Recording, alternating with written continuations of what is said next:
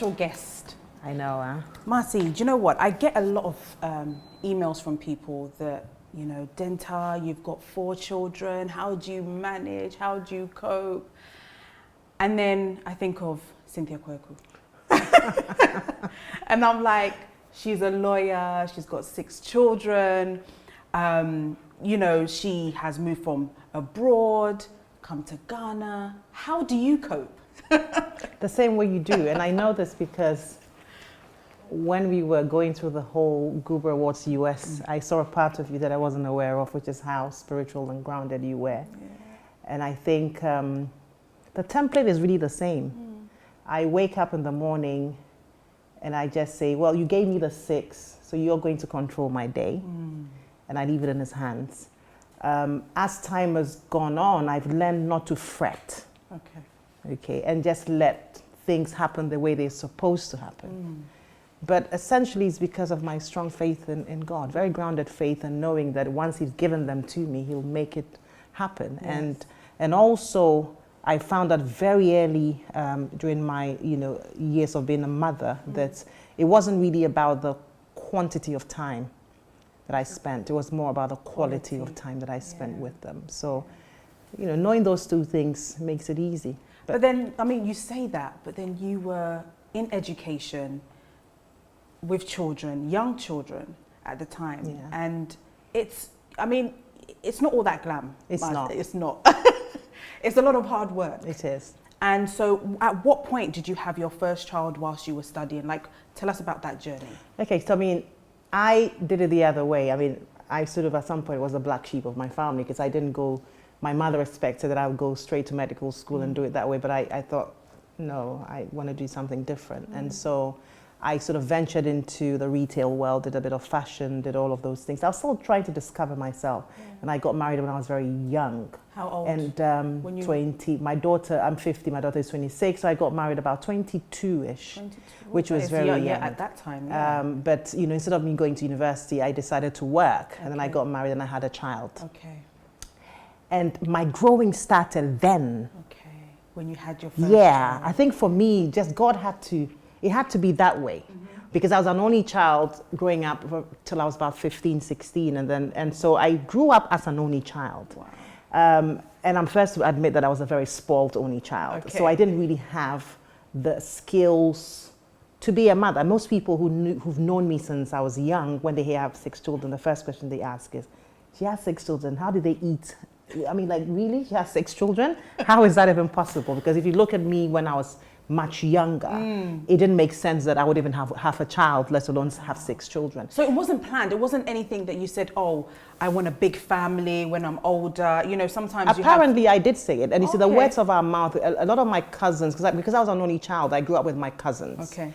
And one of my favorite movies of all time was Sound of Music. Okay. And I used to be fascinated by the fact that he had this huge family. Yeah. And some of my cousins would tell me much later that when I was younger, I used to say I'll have 6 children. Really? I don't actually remember it, but they couldn't have lied because at least 3 or 4 people have said, but you used to say you have 6 children. I'm like, I did say I have 6 children. I had exactly 6 children. Wow. And I think it's the same for me as well. I remember when I was younger, I always used to say that I wanted 4 children. But when I had the 3rd, I was like, I'm done. So I don't know, what God did to bring the 4th one, but you're right. I think it's something that we do say, say in existence, actually. We do. And it does sometimes impact on our lives. And I wanted I had a boy the 5th time and I was going to stop there. And then I thought, I'll give him a playmate, and I had a 6th and she turned out a girl. So, one thing I've learned is that, we actually think that we are sort of in control. We're actually not in control. It's true. When we get to that point where we understand that God makes us think that we are in control, but he determines what happens. So if he says he's going to give us 6 children, he's going to give us 6 children. So I grew up really through my children, so, going back to the journey about going back to school was when I had my first child. Then it dawned on me that working in retail, as much as it was paid well, wasn't going to, help me achieve the dreams that I had for them. I went to private school. I wanted my kids in England to go to private school, and I knew that I wasn't going to do it at that time. Okay, so let's just go back quickly. So were you born in the UK or born in? So you're born in the UK. Yes. Did you ever school in Ghana at all? Oh yeah. I spent a lot of my time in Ghana. I came back here when I was very young, went back when I was sort of just a teenager, so I was backwards and forwards. Okay. And I think that was the best gift my parents gave me, which was the ability for me to be able to go backwards and forwards. So you decided, so you went to private school as a young girl growing up, and then you wanted the same. I wanted the same. Why I wanted did the you same. Why? Because I recognized very early that I was different, and it's the same for us, even those of us who are born in Ghana or lived in Ghana. We come from a middle class. Yeah. And as a black young woman in England, I realized very early I was different, and I felt that being put in a private education background helped immensely, because it developed me as a person, my people skills, my networking, and there's just something about going to private school or grammar school or good schools that shapes you into something. And I knew, so when I moved back to England, I lived in various places and eventually moved to Tottenham. So I lived in Northumberland Park in Tottenham. And that's what I could afford at the time. And I put them in the first daughter went to the local Catholic school. Okay. But when she went to year 1, I sort of knew she had to go to Palmer's Green High School for girls, which was in Winchmore Hill. And I wanted her to go to those schools. And it's the same, here we go to Morning Star and Christ the King and all of those things. So I wanted that. But the budget, I was like, okay, but how am I going to get these kids? So I knew then that I needed to up my skills a bit and get into a better job to be able to do that. Because it's expensive. It's very expensive, but it's worth it. 5-6 children into in a private school breaks the bank. It did. And so how were you able to kind of... Okay, so I'll tell you, you're probably the first person I'm going to... So when I did go back to university, then I had my second child, and I used to get a grant at that time. So I thought about, okay, so they'll give you about 1,200 or 1,500 a term or something. And I used to love to dress my kids in the best. So I couldn't afford it in England. And I went on vacation to the US once and realized that I could get things cheaper in the US. And then I'll bring it back to London, and at the time it was Oshkosh and all the Gap and all. And the kids would, how do you afford these things? So I decided to start using my grant money to go and shop and sell. Wow. And that was one of the, so I'll get a grant, and then the week before I start uni, I'll fly off to the US, use the money, shop, buy things for my kids, and then buy things and then come and double that. And then there was another thing that happened. So I was home studying, and my neighbors will bring I had a very good friend who lived in the local neighborhood, and because I was home, she would let her daughter come and stay with me after school. And my kids were then preparing, my two were preparing to enter private school. So they had to do the common entrance. So I used to teach them. So I self-taught them, teach them, buy all the bond assessment papers, try to teach them. And then she came and said, can you teach my child? I'm like, yeah, why not? So I started charging them £10 for 2 hours. And then within about 6 months, I had 30 children in my house. What? Yes. I had 30 children in my house, and the word has spread. People were, actually, I'm writing about this in my next chronicle, in my blog. And I had about 30 children, so I split them into 2 groups. So it'll be ones who came from 4 to 6 and then 6 to 8. Wow. And that money was what you used. What I used, because just look, 10 children even, or 15 children per session, £10 per session, that's 150, right? Plus 2 sessions, that's 300. And 4 times a week. Okay. Then at some point, it became a bit I couldn't have all those kids in my living room. So I went to the local council, and they were given grants. And I applied for a grant, and this was in Tottenham. I applied for a grant, and they gave me, I think at the time, they gave me £7,500.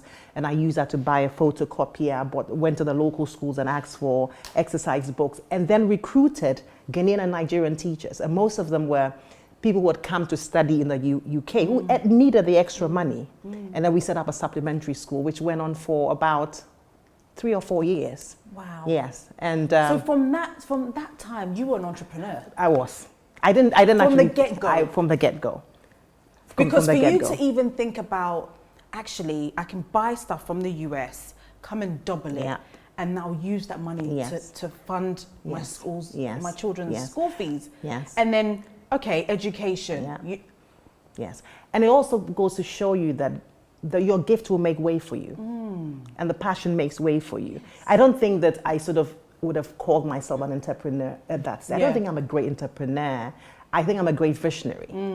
I'm very good at coming up with ideas on what to do. But when it comes to execution, I need a team to be able to help me execute it. But definitely, I believe that when we pray and ask God to guide us, and of course I would pray, I wasn't that religious at that point, but I would still like, how am I going to pay this bill? I believe that God gives opportunities, and we just need to recognize those things as opportunities. Because we're expecting, I could go, let me get a job, but he gave me that path, and that's how I paid for my children's education. I think at least the first 2-3 was money to pay for the private school education, to supplement the income. Wow. And then of course finished school, went back to university when I was much older during that time, then did my master's, and then decided was working at the Bank of England, working in the city for a while because I did economics. Yeah. And met with one of my own, because I wasn't sad, I knew there was more. I thought, okay, economics is great. I was a Keynesian economist.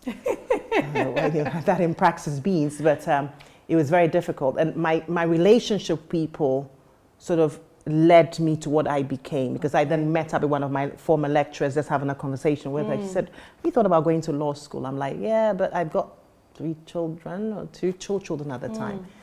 How am I going to afford it? He said, well, there are scholarships. I'm like, scholarship, me, mother of 2, scholarship, competing with Oxbridge.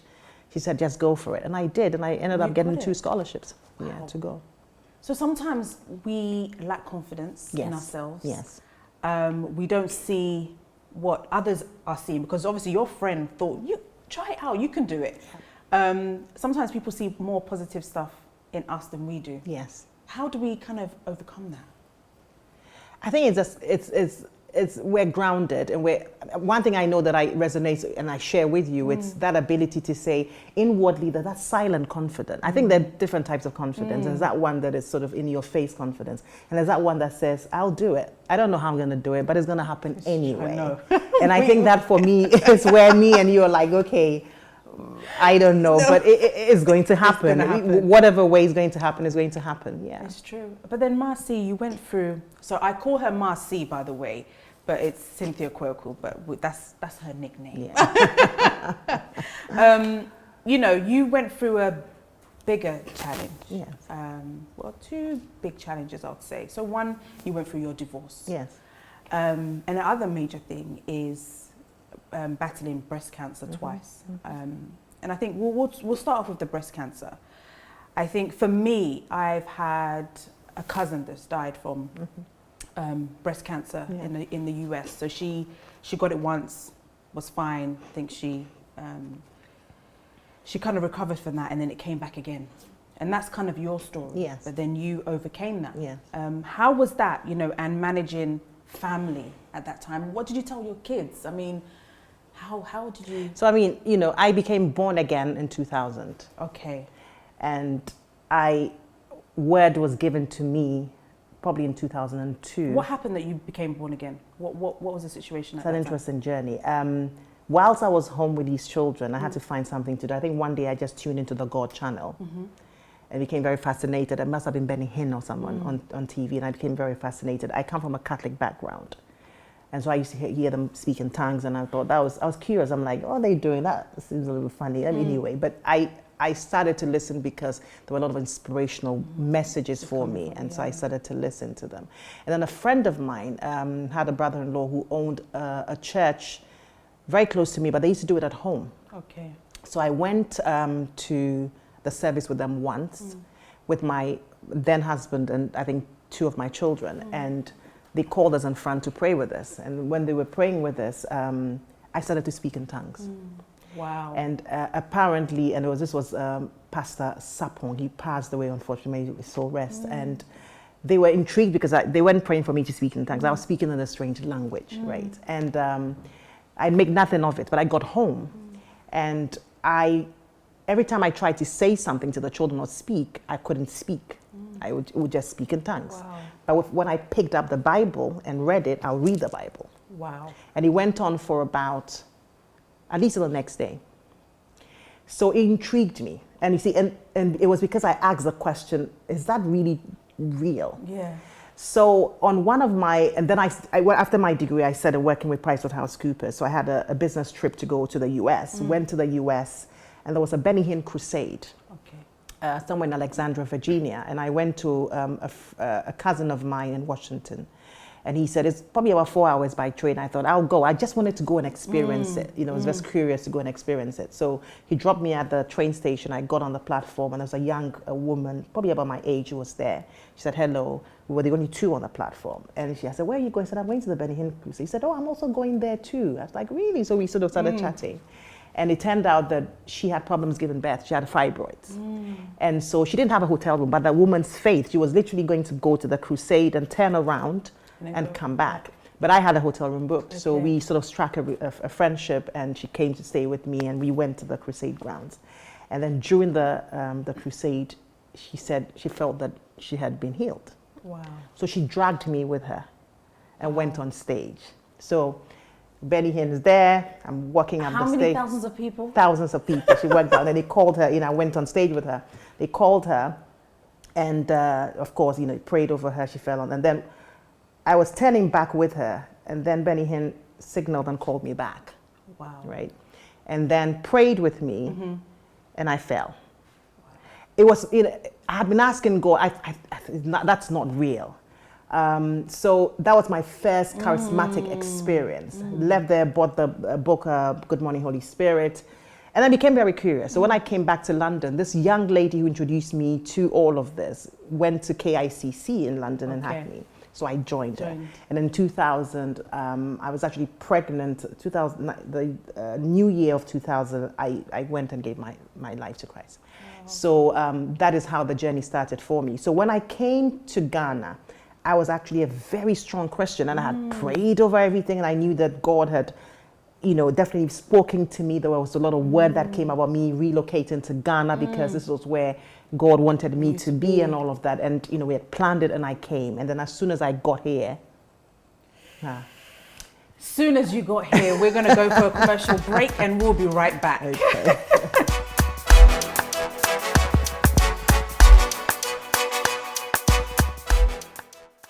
Imperial Homes Ghana in Great Britain has carved a niche for itself within the real estate industry as the premier provider of luxury homes in Ghana and England, with a mission to provide safe, good value, modern housing and personalized estate management services to its clients and customers.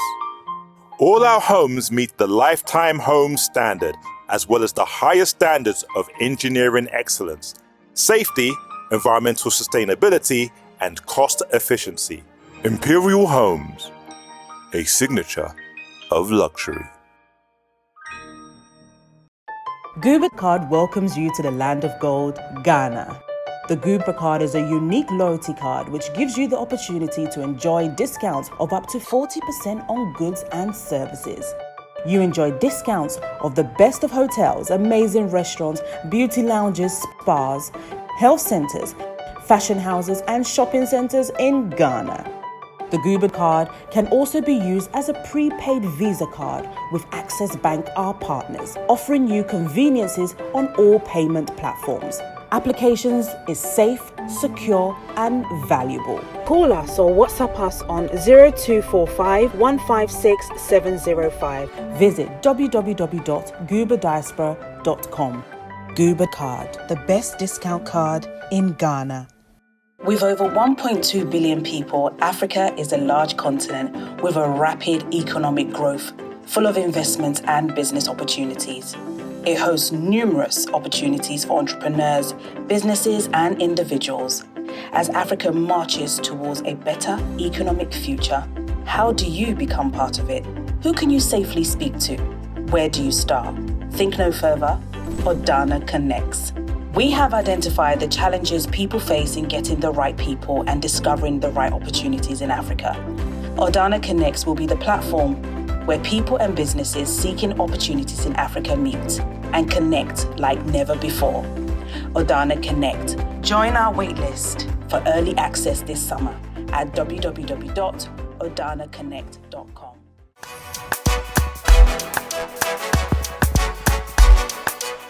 Before we talk about, when you came to Ghana and all hell broke loose, let's still talk about the cancer.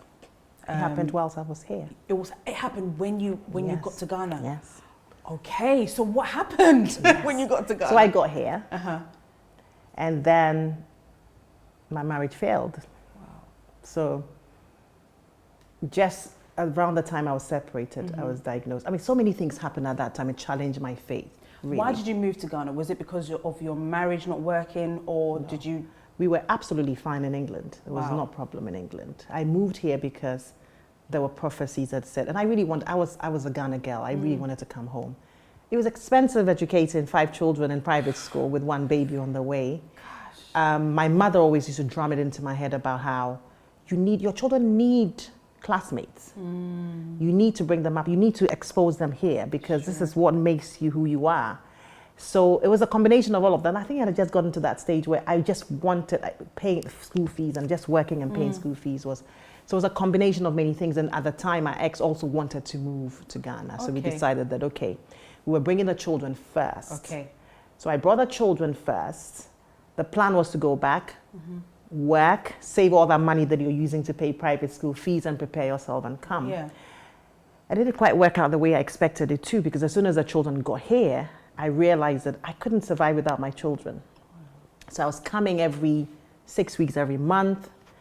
And then again, so I started to think, I'm not really sure, maybe I'll take them back to Ghana. And on one of my, I paid a visit to one of my colleagues or partner in charge of PwC, just to update him. And that was one thing I was very good at doing, is just keeping in touch with people.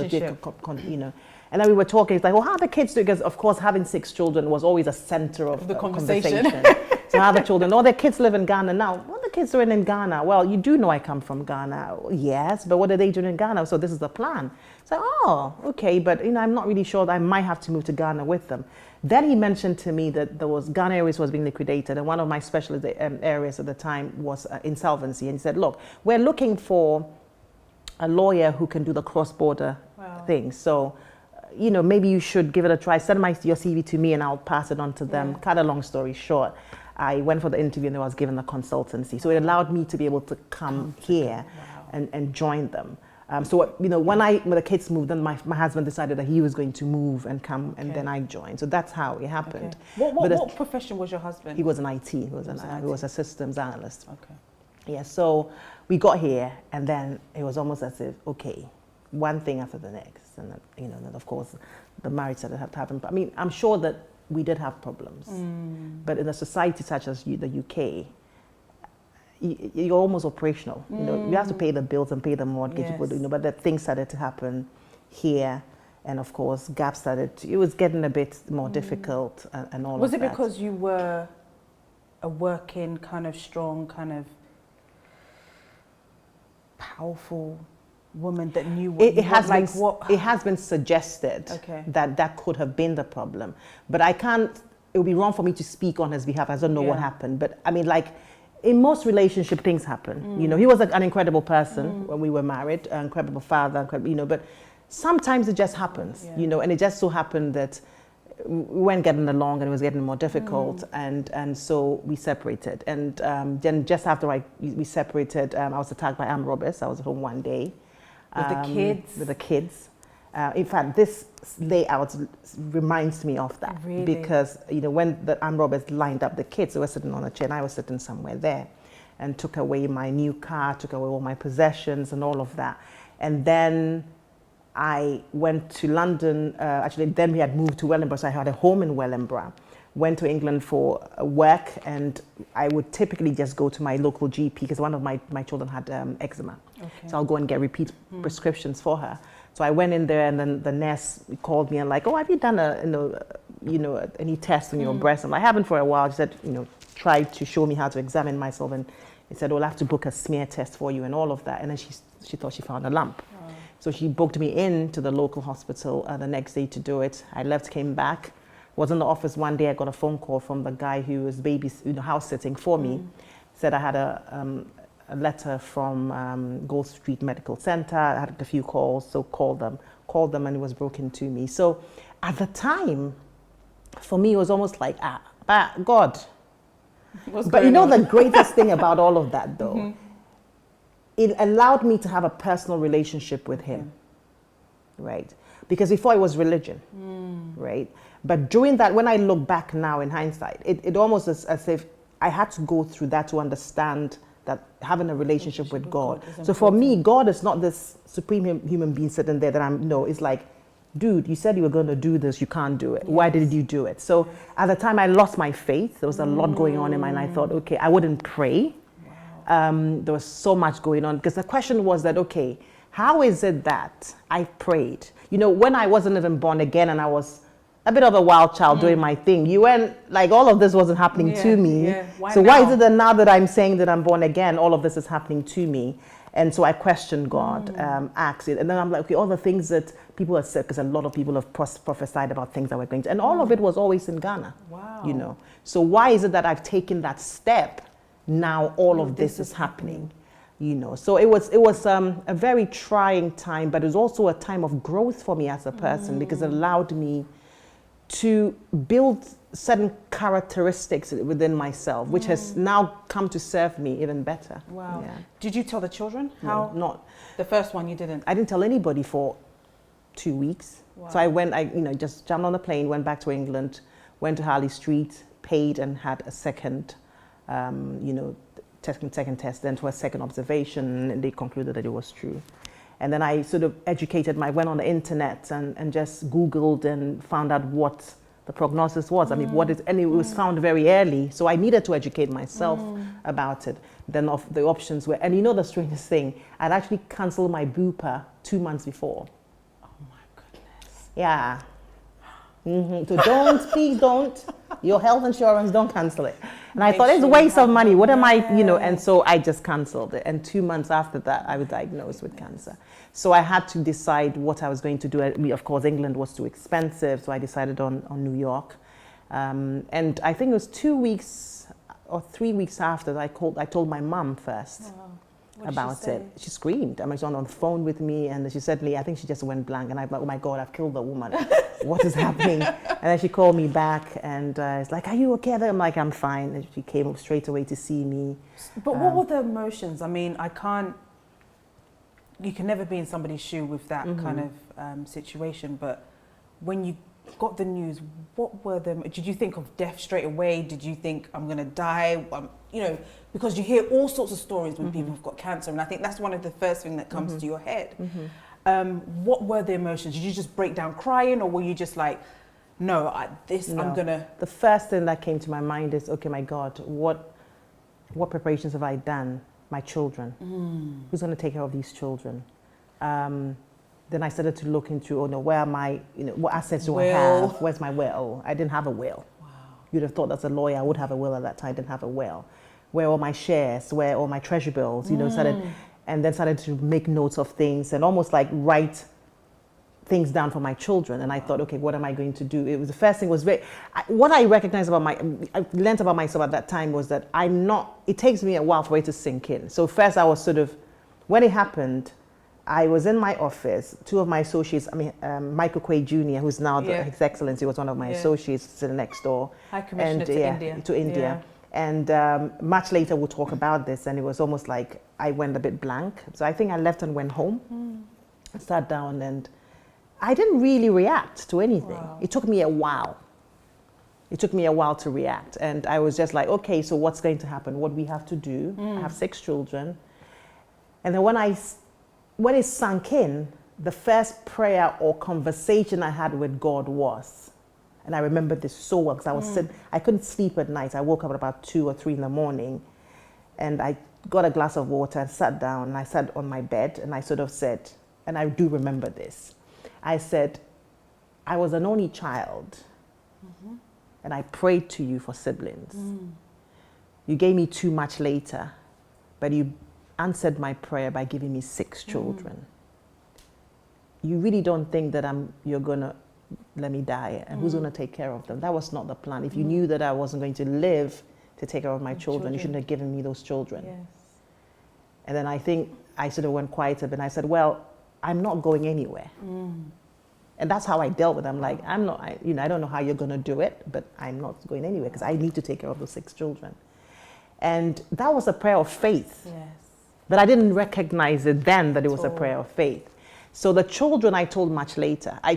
With me, I have to deal with things internally before I can, because the strength comes from within, you know. So if I am myself, fortify myself, I can share that with you, because regardless of what I share with you, your reaction is not going to affect the way I look at it. So I didn't, you know, share with a lot of people. And then there was also the stigma, which I want to deal with, because a lot, as Christians, when these things happen to us, particularly when you're born again, my pastor was amazing, don't get me wrong, my close friends who were Christians were amazing. But there was still this nagging feeling inside and saying that, what did I do wrong, right? That a curse had been put on me. It was that, because when you hear so much preaching, these things sort of pop up. It's like, okay, I know people who've said that when they had cancer, they were disowned because they said, oh, you must have done something. So the devil, or God is allowing the devil, you know. So those things came up. And even as a society, I think one of the things that we need to deal with is that when people are ill, the way we as a society respond to them, we need to be very careful, you know. And I know a lot, cancer is a weird one. I know so many people who, when they have cancer, they don't tell people.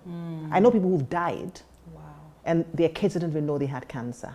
Okay, I don't know what about it is, and it's one of those, you know, you don't see it on my body, so you wouldn't know. I could be walking here, and you wouldn't know. So it was a time of a challenge, but it also was a time of spiritual growth for me, because I needed to just hold on to the little faith that I had. And the faith for me was, I'm not going anywhere, you know. So I told the children, I remember the reaction from the children when I told them, I said, have you heard of cancer? My older daughter, of course, knew. She was like looking at me very suspicious, like, yes, and, you know, and I said, well, you know, I've got cancer. I'm like, hold on, do I look like somebody who's about to die? I'm not going somewhere, you know. But I needed to do that. And the children would tell you much later that whether it was through the armed robbers attacking us, whether it was through the cancer journey, my faith and how I dealt with it was what kept them. Because they would look at me and think, she's okay. She's okay. She's not crying. Yeah, she's not crying. She's strong. She's strong. We can do it. No, she must be okay. You know, so that was important. But it was, you know, as much as I couldn't pray sometimes, I would probably put on worship songs and I would just worship. And I knew that the prayer for me wasn't just verbalizing it, but it was also what I said, you know, about myself to myself. Because, That's true. So then obviously you went through the first journey of breast cancer, and then it came up again. And how was that? What did you think? I think I was very equipped at that time. So I remember when I went for a random, you know, I'll do every 6 months, I'll go for checks and do my test. And they said, oh, found another lamella again. I'm like, oh yeah, these two. Then I think that's when I started telling the devil, you don't give up, do you? Whatever. You know, so I was more equipped, but financially it was crippling. It was more fine because I would have, you know, treatments. And so it was more financially. I'm like, I mean, come on, like, give it up. I'm not going to go anywhere. But I was better equipped at that. You know, I was better. I was so surprised that why would it happen twice? But I didn't have the luxury of questioning. I just went and did what I had to do. And, you know, it was very difficult because you're almost like you're working, and all I was doing, I was a single parent at the time, paying school fees, doing all that. And I didn't have any disposable income.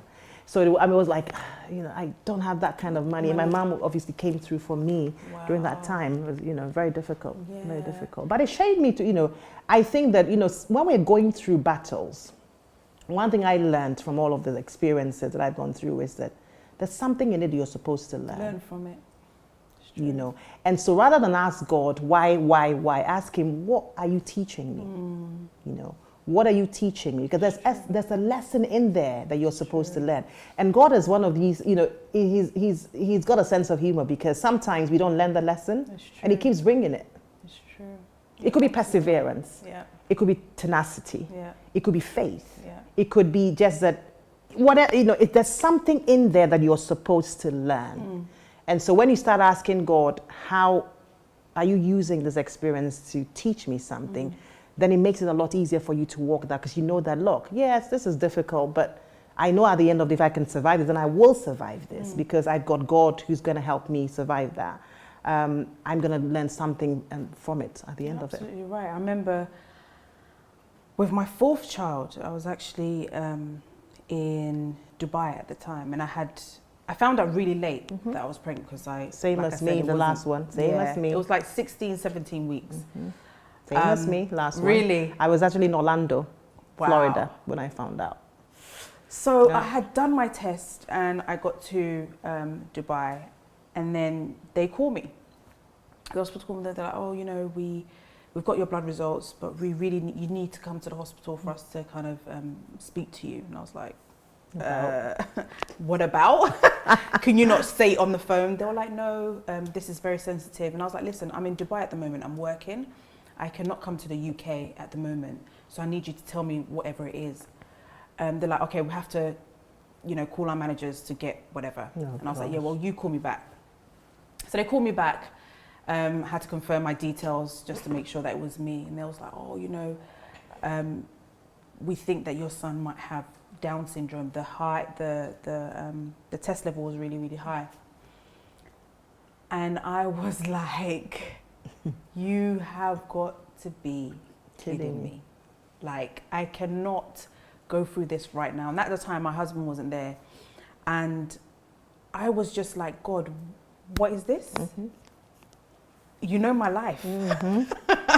Like, and you know that I cannot survive with this, because having a child with this, I know a lot of people that have had children, and you're in hospital all the time. And I'm a pediatric nurse. I see it all the time. And I was like, "God, this can't be possible." And so you're right, you go through stuff that really challenges you, and you challenge God about it. And thankfully, when he came out, we did another test, and it was negative. But we go through stuff, and it's an emotional battle. I remember, because even when I went to do the amnio test, I was so scared. I was so frightened, and I felt so alone. I had one of those experiences with my number 4. Did you? When she had a hole in her, they said she had a hole in her. Oh my goodness. But you know one thing I've learned? I speak God's words back to him. Really? Oh, yeah. He gave me the Bible. He said, that's his word, right? So I'm like, well, you said. So I'm standing on this word, and I'm declaring, you know. And it's amazing. We need to learn how to profess things. You're right. It's prayer. It's true. You know, so you say, well, he has done. No, he doesn't. If he does, he'll be healed. And we continue to profess it. But I agree with you. I mean, as a mother of 6, I'm sure that we have shared experiences of how, you know. Gosh, you've done amazing. And for you to be so humble, we've met several times, but never really connected until, I think the last time of this, I met you with Sarkodie. Yes. At the National Theatre. Yes. Yes. And then that's how we met, and then we exchanged details and stuff. And then we met again when we were speaking at an event together. Yes. And I think that's when we hit it off. Exactly. But I want to talk about your career after the commercial break.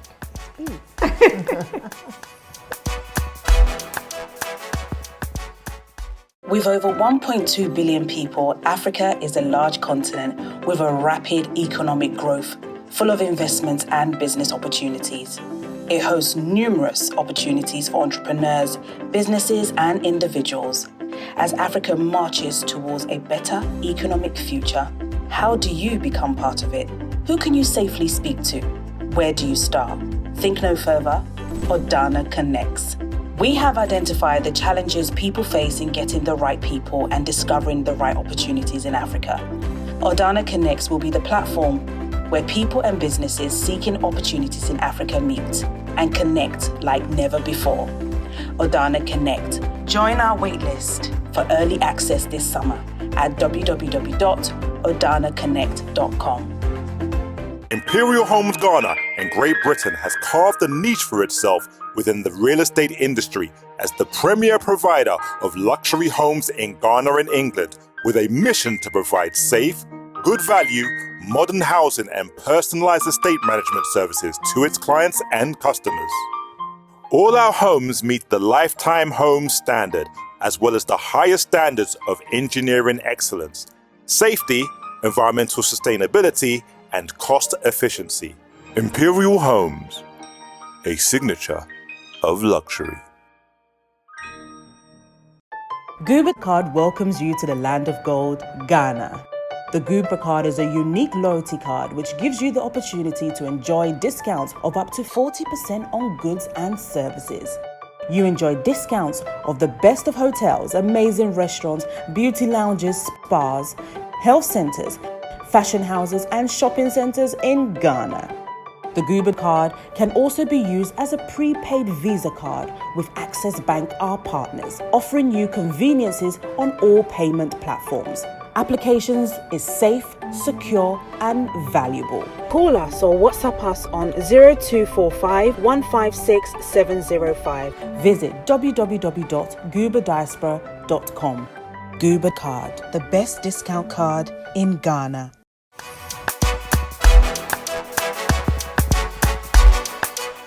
So welcome back from that short commercial break. Now we're about to talk about the transition from the UK to Ghana. She came in 2004 and then left in 2012 and now she's back. Why did she go the first time back? Why did you go back? Family, children. Okay. So I had sent my first two back because my oldest daughter was getting ready to go to university. Mm-hmm. Second one wanted to do drama, so she was going back to drama school. Okay. Sent them there. Then the first one got ill, very ill. So Okay. as a mother, I say it's a dilemma. I had 4 children here, 2 in the UK, one wasn't very well. And my So mother, the one that was in the UK wasn't well? the 2 were in the UK, but one wasn't well. One of the 2, Okay. the first one. The first one. Was diagnosed with whether it was Behçet's syndrome, whether it was lupus, but she went through a very difficult time. So I made a decision. Actually, wasn't my mother advised me and said, "Look, take them out of school, take them back to the UK." And then when I got there, and at the time also, it was very expensive educating kids in this country. Right? More than the The- private school in the UK? Well, It's kind of different. it's but different. It's kind of a different It's expense, a different isn't it? because it's a different expense. Is also what you're earning, and when you have your own business in Ghana, Yeah. you're relying on other people to pay your invoices. Yes. And so, I mean, people decide that, well, you did the work for us, but the money, we It's give not it to ready. you when we want to give it to Yes. you. So, and I was a single parent, and I was reliant on my self-employment income only. So it was getting to a point where it was Yeah. getting a bit difficult. So when I got back to the UK with them, I thought, you know what? These kids are British. They lived in Ghana for a while. I might as well let them stay. And so I made that decision to stay. But it was always I knew that I was going to just set them up again and come back. So I would tell the kids, I'm only going to spend 5 years here, and I did it like whatever, do whatever you want to do. So, one thing I find out as a parent, and people ask me all this time, how do you manage to combine a career as a mother, a woman who's working and also as a mother? And I say my responsibility is to my children first. Right? I think once we get that in our head, Yes. our responsibility is to our families first. If I had to give up my job for my children, I will. Have to do that. I'm not one of those parents who thinks I have to choose between my career. No. I believe that God gave us that first. So if it's to my partner, if it's to my children, I'll do that. And I did. I built a very good practice with another former partner of mine. My firm was doing very well. If not even financially, we're getting to that point and I had to move. And this is another way I questioned God. So in 2004, I got a prophecy that I had to come to Ghana. I came to Ghana. Then all these things happened. And then in 2012, you're moving me back to the UK. And when I went back to the UK, I had 3 houses, but there were 2 of them had been rented. And what I could afford to put the children in was the one in Northampton Park, which was actually, White Hart Lane, which was a 2-bedroom. You know what our houses are like. So Small, tiny. small box room for my son, 1 bedroom for all the girls and a bank bed. Yeah. And then I literally laid on a 2-bed couch for a year and a half. Wow. Right? So when I went had back, 6 children. I had 6 children, so 5 in in a one. 2-bedroom. And 2-bedroom, because that, the plan was to put the first 2 in this. And then when all of this happened, I had to move all the family. And I thought it was going to be a short-term thing. But in the end, I ended up having to be, and that's what I could afford at the to time. pay. So I stayed there. And again, this is all my whole God, I don't get it. So why did you, if you knew that I was going to come back to the UK, before moving to Ghana the first time, I lived in Wellingborough in a 6-bedroom house, huge house, kids going to private schools. I was doing well. Why do you send me to Ghana? Go and mess me up, do all of these things, bring me back, and then come and put me in this 2-bedroom, So it was, again, but what I didn't realize then was that God was working, because if I hadn't gone back, I wouldn't have been able to come back. Even with the experience that I've got now, going back and working in England and gaining my banking and finance experience, it's brought me back again. So one thing I've learned from that whole thing is that, you know, sometimes God takes us forward and then he pulls us back. It's true. But there's a reason behind it. It's all part of the journey. But at the time we think, but what's the deal? Yeah. But it's all come together. But it wasn't easy. So you talk about the transition. When I came the first time, it was. But let me just hit back on, you know, for somebody that was living in a 6-bedroom house with your children and now you're in a 2-bed, did you allow people to know this? Did people know that you're in a 2-bedroom flat? Did you allow people in your home? No. I'm actually a very private person. I know a lot of people, but I'm private. And I was going through this. I only trust a very few people. So even in Ghana, not everybody knows where I live. I mean, I'm a very social person, but in terms of my space, I keep it sacred. So no, I didn't. And I was a little bit, I wouldn't say embarrassed by it, but disappointed in myself. But I also am somebody who shares my experiences. If somebody had asked me, I didn't feel like embarrassed about it in that way.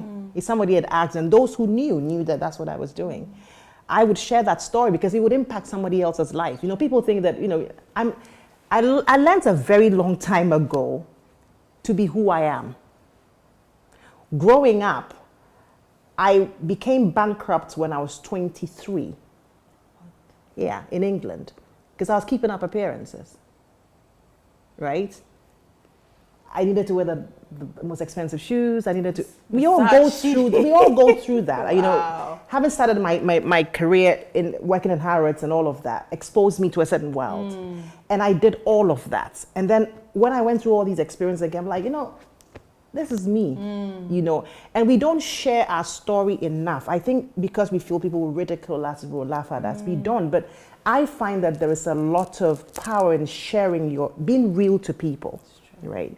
So now I can tell that story about, well, when I went back to England, I was in a 2-bedroom apartment. I slept in the, you know, for, God knows, a year and a half, nearly 2 years, I slept in the living room. And the few people who come to visit me, if somebody was coming and you didn't tell me you were coming, I wouldn't open the door because you don't know how. I mean, that's my living room, you know, hey. So I would, in the morning, I'll go and the kids would say, Mommy, come and sleep. And I'm like, no, I wanted them to be comfortable. So I'd sleep in the living room. Wow. And up to today, I still will crash out of the living room and sleep. So, yeah. So the transition. So you decided to come back again. Yes. What made you come back? I always had a plan to come back. Okay. But when I went to work in the city, it became very evident that I like to empower people. And as a lawyer working in the city, I realized that Ghanaian legal education needed to be sort of upgraded in many ways. A lot of our transactions that we work on in Ghana are led by international firms. Having worked with top international firms, I used to ask my question about why can't we train our own lawyers to be able to handle these types of things. So the challenge for me was, okay, with the experience that I've gained working, first of all, as a barrister, working in-house in some of the top city firms, I was going to come back and pass on that knowledge. It's not just about the legal knowledge, it's about the work ethic, how we do things. And I always had a passion that I was going to empower the next generation of lawyers. So when the time was right, I left a firm called Fasken, and I took some redundancy money, and I thought, you know, this is time for me to come back to Ghana and do what I had to do. And then you set up your own law firm? Yes. And then you've got Africa One Media. So Africa One Media, how'd that start? Okay, so Africa One Media, I'm a closet creative. Oh. So as a child, I wanted to be a singer, and I used to dance, not professionally. I used to. And you can ask Reggie. Reggie's one of my oldest friends, of course. You know, so if I hang out with Reggie and Panji, you know, I was that, you know, but my parents wouldn't have it. My parents were like, no. They'll pay for the extra piano lessons and all of that, but if you want to be a band girl, really, I like all the school fees. Yes. So I think inwardly I was a creative person. So when I came back in 2004, I hung out with Reggie, a few other creative friends, and then I started getting introduced to these artists and realized that they didn't really have legal representation.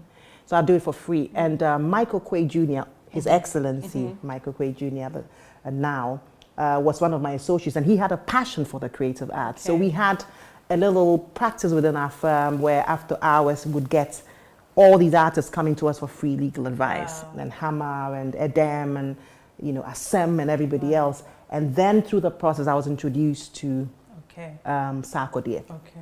So Sarkodie, what happened? I think I had a barbecue at home, and the same day, a very good friend of mine, Lillian Blankson of BET International, was shooting the BET Cypher in her home, very close to my home, in her mother's house in Tessano. And Reggie then messaged me and said, or called me and said, oh, Charlie, the boys are hungry. Do you guys have food? I'm like, yeah, bring them.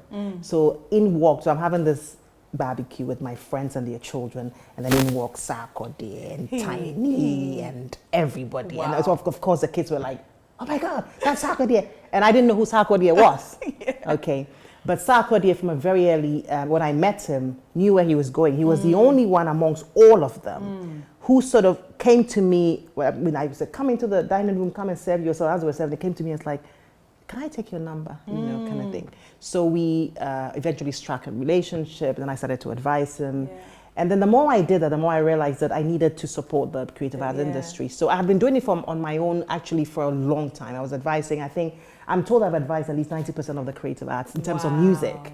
And so Africa One Media, when I decided to come back to Ghana, I realized that to be able to do it properly, I needed to set it up as a company and get people into it. That's how I got into that, So again, your passion makes way for you, huh? It does. It always does. So all this time that you love singing, dancing, all of that. I would have been an also really, really horrible singer. God had a plan. God knew that. You see, the voice, you don't have it. You don't have, but you go and do all of this and come back. I know where to slot you. So that's what he did. And you've worked with Samini. Yeah, so we manage, Samini is under our management. Yeah. We're rebranding Samini. We've been doing that for the last 2 years. So Samini was the first signee as management. Africa One Media's focus really was to provide professional legal business strategy, strategic marketing advice to creative arts people. Management came later. We didn't really, I think it was Raquel actually who approached me first and said she wanted me to manage her. And I thought, I don't think I have the skills. And then Samini came along. So we're still treading. So we do quite a lot of work for SAC, but SAC is more on the business advisory, the legal advisory side. But in terms of artist management, Samini is the first one that we focus on, and we're hoping to expand. You're going to be allowing more people to come? Yes, we are. I mean, we obviously manage Rocky Dawuni.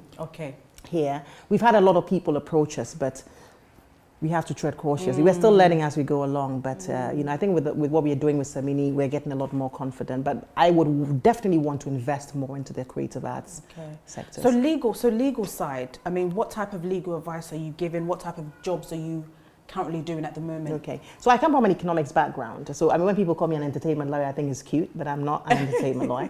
I am actually a financial services lawyer. So I do banking and finance, investments, energy, oil and gas. So we're a typical boutique transactional law firm, anything corporate.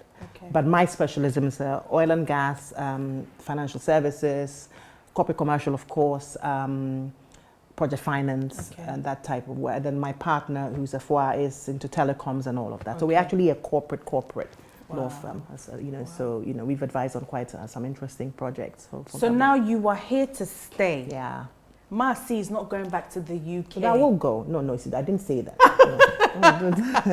See, the thing is that I just realized that I can stay, but in 3 months I need to jump over to the other side a little bit and just go around my local Waitrose.